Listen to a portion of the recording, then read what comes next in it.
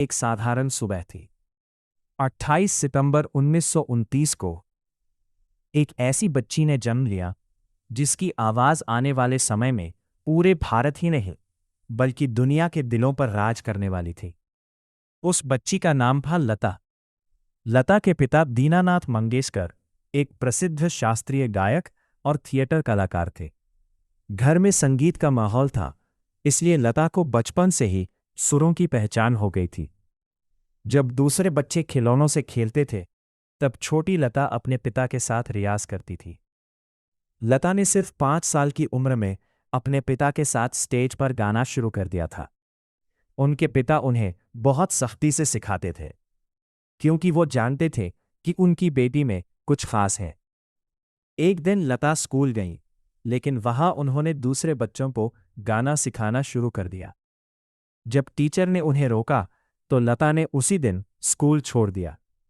उनके लिए पढ़ाई से ज्यादा जरूरी था संगीत। जब लता सिर्फ 13 साल की थी, तभी उनके पिता का देहांत हो गया। ये उनके जीवन का सबसे बड़ा झटका था। घर की पूरी जिम्मेदारी अचानक उनके कंधों पर आ गई। लता को पैसे कमाने के लिए फिल्मों में छोटे मोटे रोल करने पड़े। उन्हें एक्टिंग बिल्कुल पसंद नहीं थी, लेकिन मजबूरी थी। उन्होंने अपनी पहली फिल्म में गाना गाया, लेकिन कई बार उनका गाना फिल्म से हटा दिया जाता था। कारण, उस समय लोगों को उनकी आवाज बहुत पतली लगती थी। एक बार एक म्यूजिक डायरेक्टर ने साफ कह दिया, तुम्हारी आवाज में दम नहीं है, तुम कभी सफल नहीं हो पाओगी। ये सुनकर कोई भी टूट जाता, लेकिन लता नहीं। उन्होंने ठान लिया कि अब वो अपनी आवाज को इतना मजबूत बनाएंगी कि दुनिया खुद उन्हें सुनेगी। कई सालों की मेहनत के बाद 1939 में फिल्म महल का गाना आएगा आने वाला उनके करियर का टर्निंग पॉइंट बना। इस गाने ने पूरे देश में धूम मचा दी। लोग रेडियो स्टेशन पर फोन करके पूछते थे, ये गाना किसने गाया है। यहीं से शुरू हुआ लता मंगेशकर का सुनहरा सफर। धीरे धीरे उनकी आवाज हर फिल्म की पहली पसंद बनने लगी। उन्होंने मोहम्मद रफ़ी, किशोर कुमार जैसे महान गायकों के साथ अनगिनत हिट गाने दिए। उनकी आवाज में एक अलग ही जादू था, सादगी, दर्द और मिठास का अनोखा संगम। लता जी ने कभी शादी नहीं की। उन्होंने अपनी पूरी जिंदगी अपने परिवार और संगीत को समर्पित कर दी। उनके लिए गाना सिर्फ काम नहीं था, बल्कि पूजा था।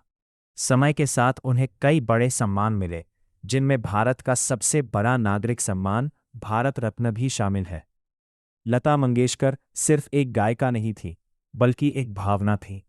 उनकी आवाज आज भी लोगों के दिलों में जिंदा है और हमेशा रहेगी। अगर आप चाहें तो मैं इस कहानी का अगला भाग और भी गहराई से लिख सकता हूँ। लता मंगेशकर की जिंदगी जितनी सुरों से सजी हुई थी, उतनी ही सादगी और रहस्यों से भरी भी थी।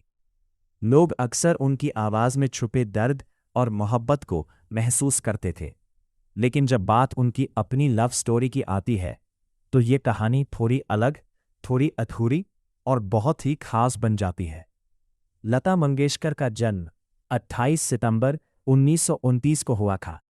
बचपन से ही संगीत उनके जीवन का हिस्सा बन गया था। उनके पिता दीनानाथ मंगेशकर एक प्रसिद्ध शास्त्रीय गायक थे और उन्होंने ही लता जी को संगीत की पहली शिक्षा दी। छोटी उम्र में ही लता जी ने अपने पिता को खो दिया, जिसके बाद परिवार की जिम्मेदारी उनके कंधों पर आ गई। यही वजह थी कि उन्होंने अपने करियर को ही अपनी जिंदगी बना लिया। जब लता जी फिल्म इंडस्ट्री में आई, तब उनका पूरा ध्यान अपने परिवार और अपने काम पर था। धीरे धीरे उनकी आवाज पूरे भारत में गूंजने लगी। उन्होंने हजारों गाने गाए और हर दिल में अपनी जगह बनाई। लेकिन इस चमक धमक के बीच उनकी निजी जिंदगी हमेशा बहुत शांत और निजी रही। कहा जाता है कि लता मंगेशकर के जीवन में एक शख्स ऐसा आया था, जिनसे उनका एक गहरा भावनात्मक रिश्ता था। यह नाम था राज सिंह डूंगरपुर। राज सिंह डूंगरपुर राजस्थान के एक राजघराने से ताल्लुक रखते थे और क्रिकेट से भी उनका गहरा संबंध था। वे board of control for cricket in India के अध्यक्ष भी रह चुके थे। लता जी और राज सिंह की मुलाकात पहली बार तब हुई जब लता जी अपने करियर के शिखर पर थी। दोनों के बीच दोस्ती हुई जो धीरे धीरे एक गहरे लगाव में बदल गई।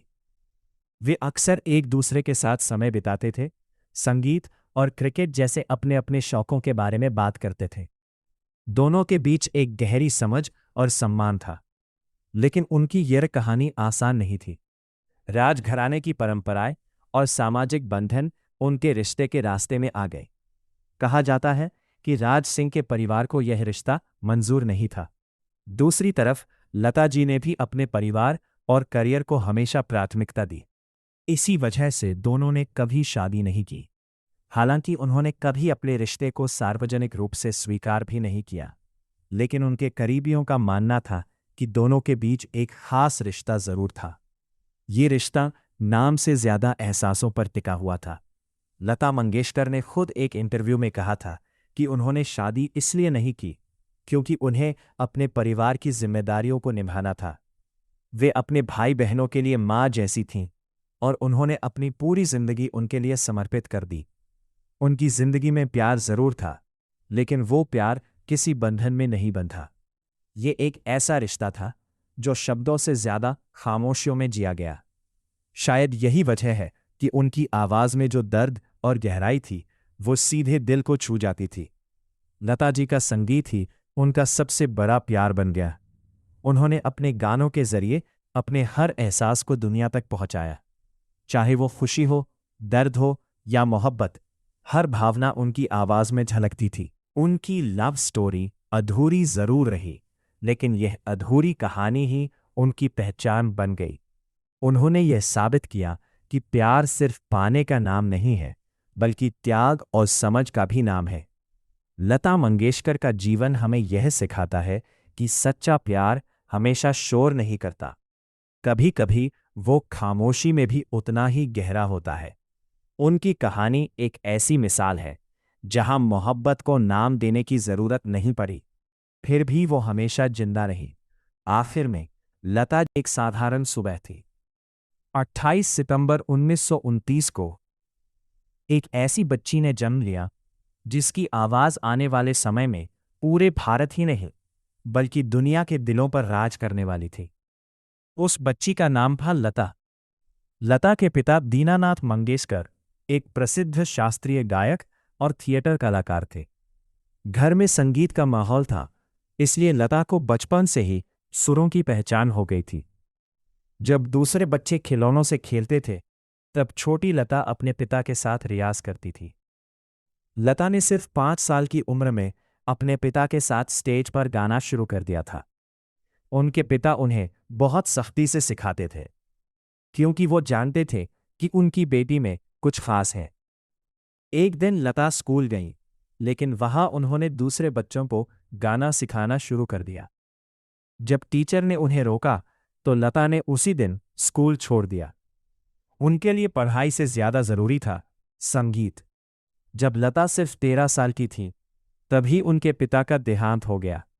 ये उनके जीवन का सबसे बड़ा झटका था। घर की पूरी जिम्मेदारी अचानक उनके कंधों पर आ गई। लता को पैसे कमाने के लिए फिल्मों में छोटे मोटे रोल करने पड़े। उन्हें एक्टिंग बिल्कुल पसंद नहीं थी, लेकिन मजबूरी थी। उन्होंने अपनी पहली फिल्म में गाना गाया, लेकिन कई बार उनका गाना फिल्म से हटा दिया जाता था। कारण, उस समय लोगों को उनकी आवाज बहुत पतली लगती थी।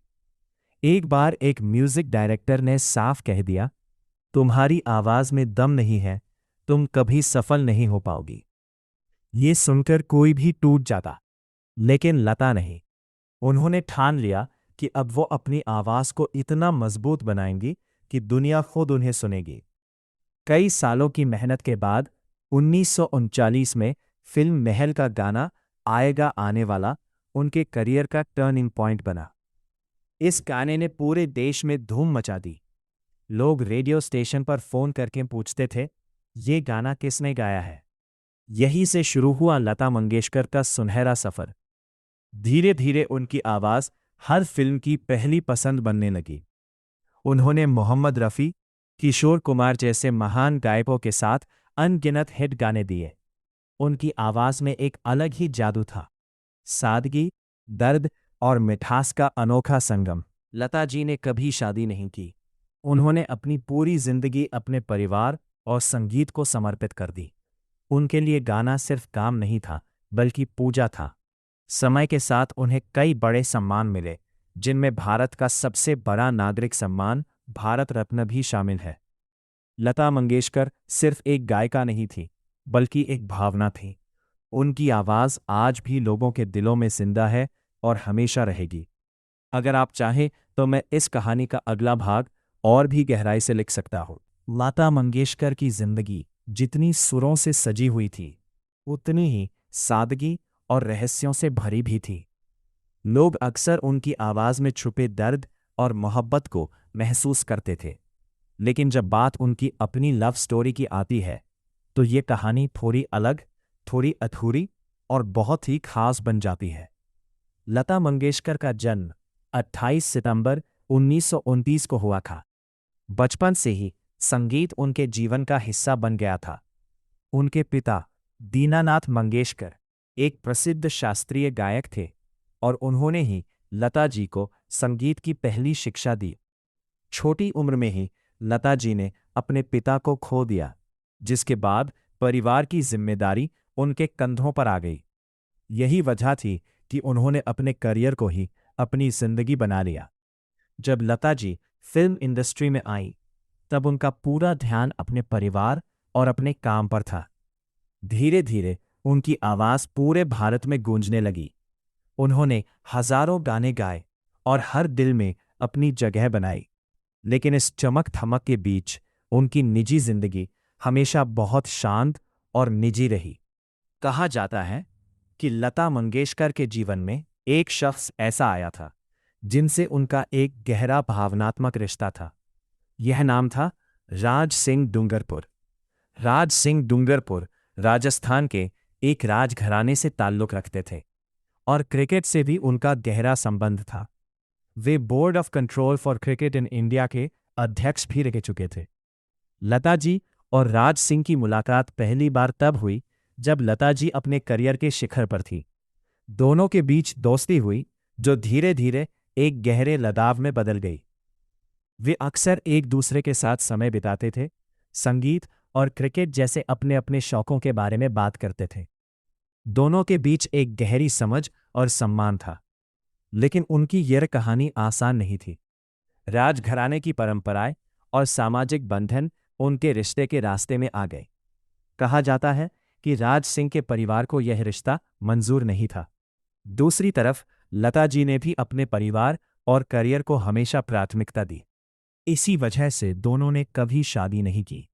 हालांकि उन्होंने कभी अपने रिश्ते को सार्वजनिक रूप से स्वीकार भी नहीं किया, लेकिन उनके करीबियों का मानना था कि दोनों के बीच एक खास रिश्ता जरूर था। ये रिश्ता नाम से ज्यादा एहसासों पर टिका हुआ था। लता मंगेशकर ने खुद एक इंटरव्यू में कहा था कि उन्होंने शादी इसलिए नहीं की क्योंकि उन्हें अपने परिवार की जिम्मेदारियों को निभाना था। वे अपने भाई बहनों के लिए माँ जैसी थीं और उन्होंने अपनी पूरी जिंदगी उनके लिए समर्पित कर दी। उनकी जिंदगी में प्यार जरूर था, लेकिन वो प्यार किसी बंधन में नहीं बंधा। ये एक ऐसा रिश्ता था जो शब्दों से ज्यादा खामोशियों में जिया गया। शायद यही वजह है कि उनकी आवाज में जो दर्द और गहराई थी, वो सीधे दिल को छू जाती थी। लता जी का संगीत ही उनका सबसे बड़ा प्यार बन गया। उन्होंने अपने गानों के जरिए अपने हर एहसास को दुनिया तक पहुंचाया। चाहे वो खुशी हो, दर्द हो या मोहब्बत, हर भावना उनकी आवाज में झलकती थी। उनकी लव स्टोरी अधूरी जरूर रही, लेकिन यह अधूरी कहानी ही उनकी पहचान बन गई। उन्होंने यह साबित किया कि प्यार सिर्फ पाने का नाम नहीं है, बल्कि त्याग और समझ का भी नाम है। लता मंगेशकर का जीवन हमें यह सिखाता है कि सच्चा प्यार हमेशा शोर नहीं करता। कभी कभी वो खामोशी में भी उतना ही गहरा होता है। उनकी कहानी एक ऐसी मिसाल है जहां मोहब्बत को नाम देने की जरूरत नहीं पड़ी, फिर भी वो हमेशा जिंदा रही। आखिर में लता जी